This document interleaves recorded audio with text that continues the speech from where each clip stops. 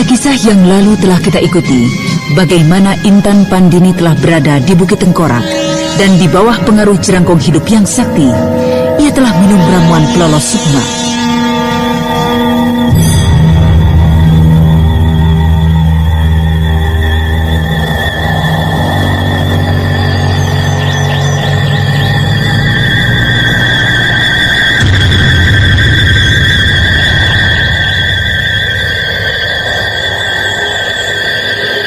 Dan saya rela mati. Dan saya rela mati. Demi yang mulia jerangkong hidup. Demi yang mulia jerangkong hidup. Sekarang, kau boleh mengundurkan diri ke ruanganmu, Intan Pandini. Baik, yang mulia.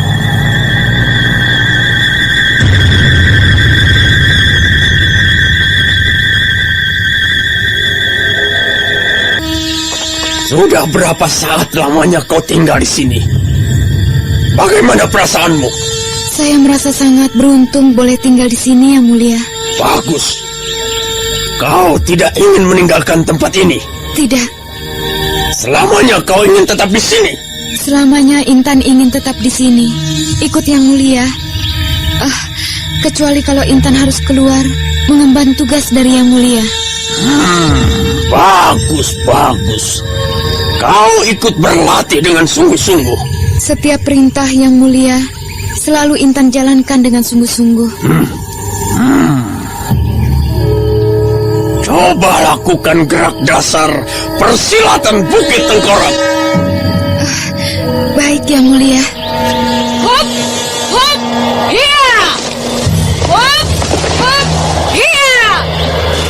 Hop, hop, iya. Hop, hop, iya. Tingkatkan. Hop, hop, iya. Hop, hop, iya. Hop, hop, iya. Tingkatkan lagi.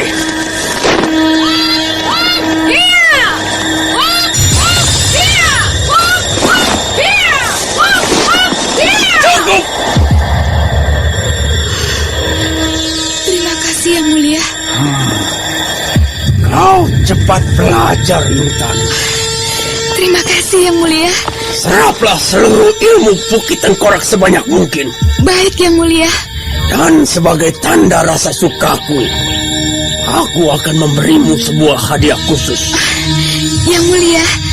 Intan, terimalah ini. Sebuah selendang yang begini bagus. Selendang lila. Sudah puluhan tahun ia kusimpan untuk kuberikan pada seseorang. Dan hari ini, kaulah yang beruntung, Intan. Terima kasih, Paduka. Bangunlah kau, Intan. Tidak perlu kau berlutut di hadapanku. Haya!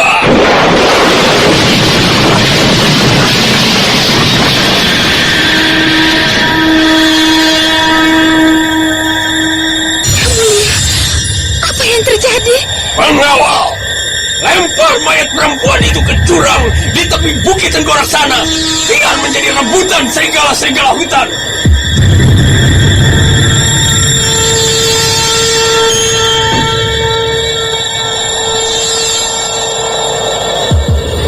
Manusia rendah berani mengintip junjungannya. Intan, kau tidak perlu begitu takut. Lemparan geledekku tadi hanya untuk durjana-durjana seperti dia. Nah, ayo, bergembiralah. Bukankah kau baru saja mendapatkan hadiah yang akan diidamkan oleh siapapun juga? Tentu yang mulia. Intan sangat bersyukur.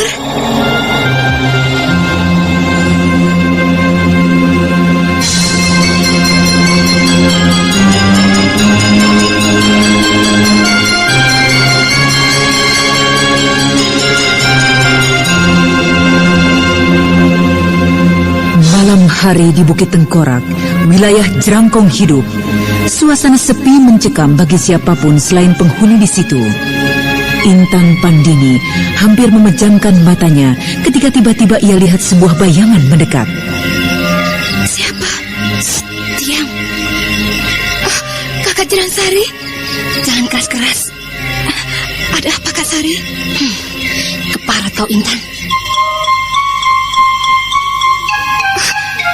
Kenapa kakak bilang begitu? Bocah sombong. Mentang-mentang disayang Yang Mulia. Kakak Sari juga disayang Yang Mulia? Tidak seperti dulu lagi. Kini kaulah yang menjadi pusat perhatiannya. Coba, kalau dulu kau tidak kubawa. Kakak Sari, jangan punya pikiran yang bukan-bukan. Dan kau pula yang mendapatkan selendang lila. Selendang itu memang sangat indah. Dan gara-gara selendang itu pula lah Jerang Tiwi kena pukulan geledek Yang Mulia. Hingga tubuhnya hangus terbakar. Kenapa dia mengintip-intip segala? Karena dia begitu mendambakan selendang lila itu. Dan dia lihat ketika Yang Mulia membawa-bawa selendang lila itu. Tapi bukan aku yang meminta. Aku tahu, perempuan tidak tahu malu. Oh, kok marah-marah padaku? Dengar, jagalah sikapmu, janganlah terlalu menjilat.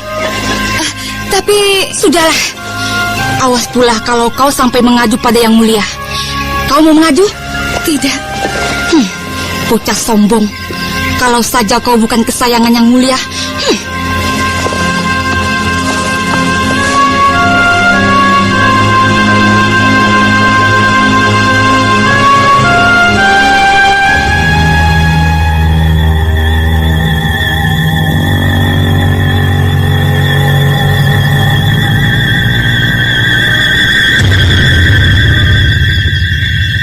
Intan, Ya, Yang Mulia. ayo ikuti aku. Baik, Yang Mulia. Kau akan melihat hal-hal yang belum pernah kau saksikan sebelumnya. Apa itu, Yang Mulia? Ikuti saja. Kita akan ke bagian lain dari istana Bukit Tengkorak ini.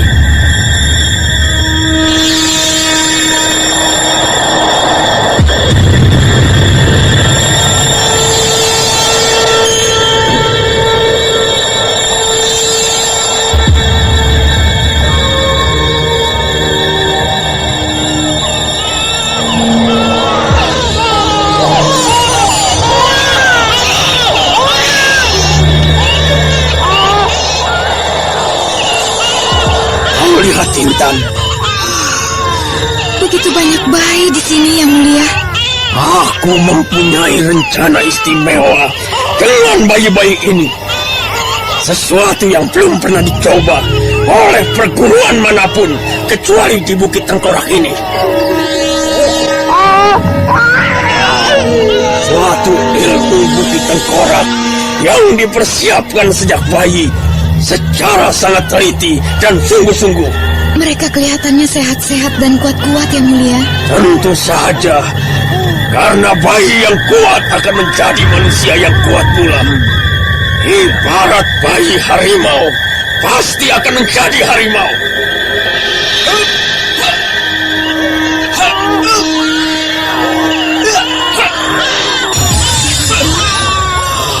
Kenapa, Intan? Bayi dilempar-lempar begitu saja, seperti orang main lempar bola.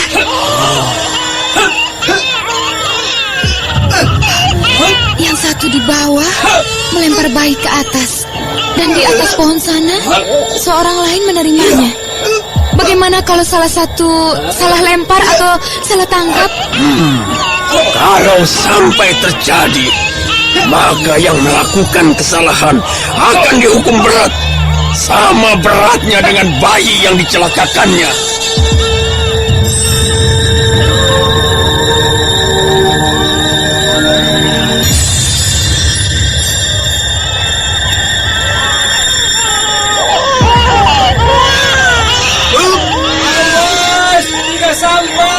Hati-hati bayinya.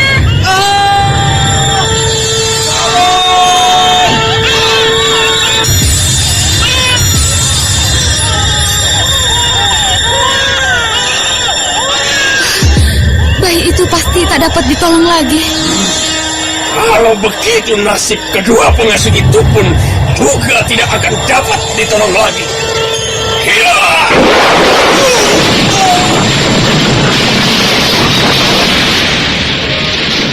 Kau pun harus mampus juga menyusul temanmu itu. Ya!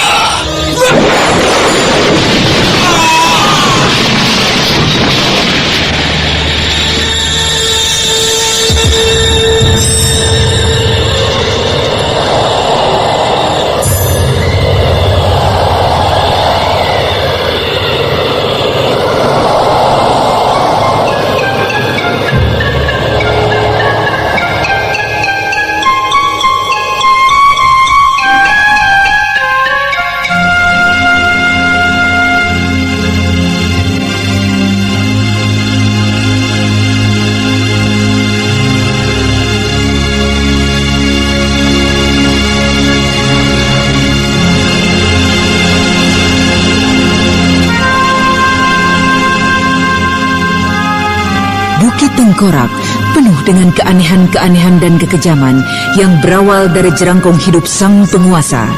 Nah, kini marilah kita tinggalkan sejenak Bukit Tengkorak ini untuk melihat apa yang dialami oleh tokoh-tokoh kita yang lain.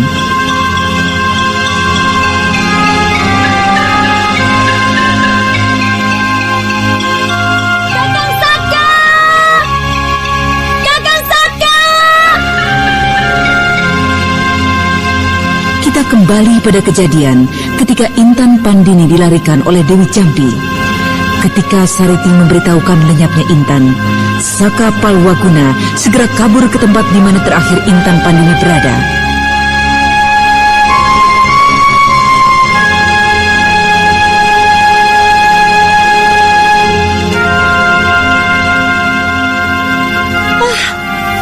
Kakang Saka? Di mana Kakang Saka berada? Aku khawatir. Dia sangat menderita. Aku memang bersalah karena tidak bisa menjaga Intan Pandini, kekasihnya yang telah menjadi mayat itu. Aku harus mencarinya sampai ketemu. Akan kusebar para anggota pengemis tongkat merah untuk menemukannya.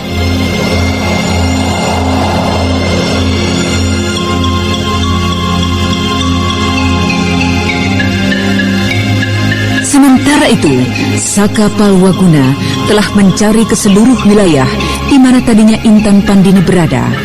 Namun hasilnya sia-sia. Dalam keadaan hati yang kacau seperti ini, Saka Palwaguna singgah ke sebuah rumah minum untuk sekedar melepaskan dahaganya. Iya, saya minta secangkir minuman apa saja yang kalian punya. Asalkan yang tidak memabukkan. Juragan, minta sedekah Juragan. Juragan, minta sedekah Juragan. Maaf, Paman. Kasihani saya Juragan. Pengemis melarat, lapar Juragan. Maaf, Paman. Mintalah pada yang lain saja. Oh, Juragan, kalau semua orang menyuruh saya minta pada yang lain saja, lalu apa jadinya saya ini? Maaf, tapi itu bukan urusan saya. Maaf. Oh, alangkah indahnya kata-kata itu. Tapi tongkat pengemis bututku ini dengan setia menemaniku untuk mengemis pada juragan demi juragan. Minumnya, Gan, masih panas. Terima kasih, Pak. Memohon belas kasihan, sedikit sedekah, mengharapkan sedikit rezeki, dan bukannya sekedar ucapan maaf. Paman menyindir-nyindir aku. Rupanya juragan merasa tersindir. Maaf kalau begitu juragan. Maafkan pengemis yang hina dan tidak berdaya ini juragan yang mulia. Paman seharusnya tidak menjadi pengemis. Oh, mengapa juragan? Mengapa saya tidak seharusnya menjadi pengemis? Karena saya lihat Paman cukup sehat, cukup kuat untuk bekerja, tanpa harus membungkuk-bungkuk mohon belas kasihan orang. Anak muda, kata-katamu memerahkan telingaku. Tidak menyebutku juragan lagi sekarang. Kau tidak layak disebut juragan. Keluar aslinya sekarang. Kau orang asing di sini. Kau belum tahu siapa aku. Aku sudah tahu siapa kau sebenarnya, Paman. Kau sudah tahu siapa aku? Paman seorang pengemis bertongkat merah. Lalu? Paman barangkali seorang anggota perkumpulan pengemis bertongkat merah di sini. Rupanya ada juga sedikit pengetahuanmu, anak muda. Iya, sedikit Paman.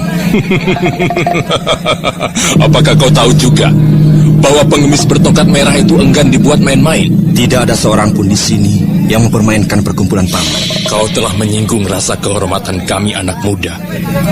Apakah itu tidak berarti menganggap rendah kami? Paman yang mulai. Paman yang bahkan menyindir-nyindir saya terlebih dulu. Karena kau tidak tahu dihormat. Kami sudah merendah-rendah dan memohon-mohon. Tapi kau yang sombong dan pelit. Sudahlah Paman. Saya tak mau urusan berlarut-larut. Kalau Paman anggap saya bersalah, saya minta maaf. Dan kalau Paman masih mengharapkan sedekah, ini Paman, sedikit uang. Ambillah. Lalu biarkan aku menikmati minumanku yang sudah menjadi dingin ini. Gue! Anak muda, kau benar-benar kelewat batas sekarang. Kok serba salah begini? Anak muda, jangan banyak cakap lagi. Cukup sudah kau menghina aku. Salah seorang andalan perkumpulan pengemis bertongkat merah. Kalau kau ada ilmu, ayo kita bermain-main di halaman bersama aku, Surengkala. Dan kalau aku tidak ada kepandaian Paman? Mustahil kau tidak ada ilmu sama sekali. Atau mungkin kau pengecut. Kalau begitu berlututlah minta ampun dan keluar dari kedai ini sambil merangkak. Paman sudah keterlaluan. Pantang bagi saya dibilang pengecut. Kalau begitu, saya tunggu kau di luar. Dengan senang hati Paman.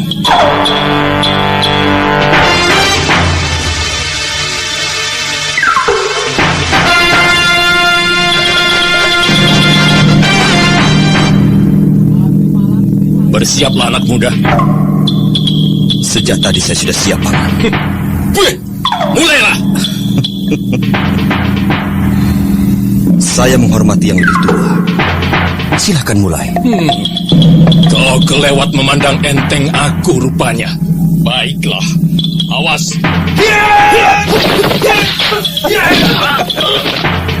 Meleset Paman.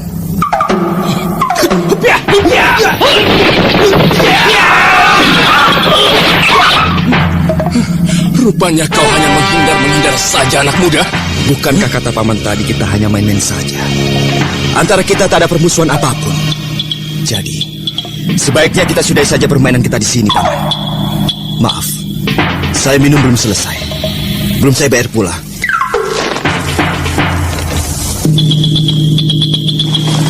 Baik, ini uangnya di meja. Permisi Pak, sebaiknya saya cepat melanjutkan perjalanan. Anak muda, mau kemana kau?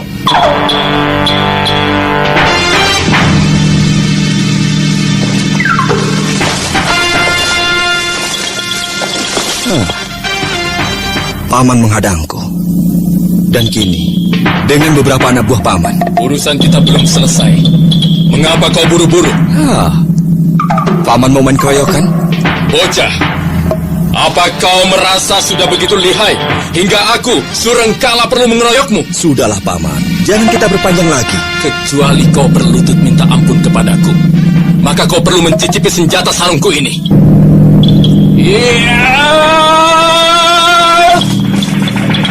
Para pengemis tongkat merah ini, mereka hanya sekedar setia pada perkumpulan dan untuk meyakinkan bahwa kau tidak akan lari ngacir begitu saja. Mengapa diam saja, anak muda? Takut sama senjata andalanku ini?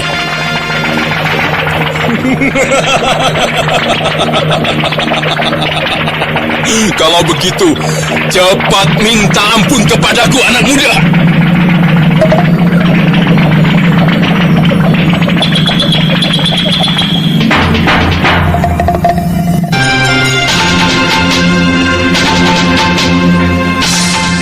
Mengapa Saka Palwaguna diam saja? Apakah ia ngeri akan senjata aneh si Surengkala ini?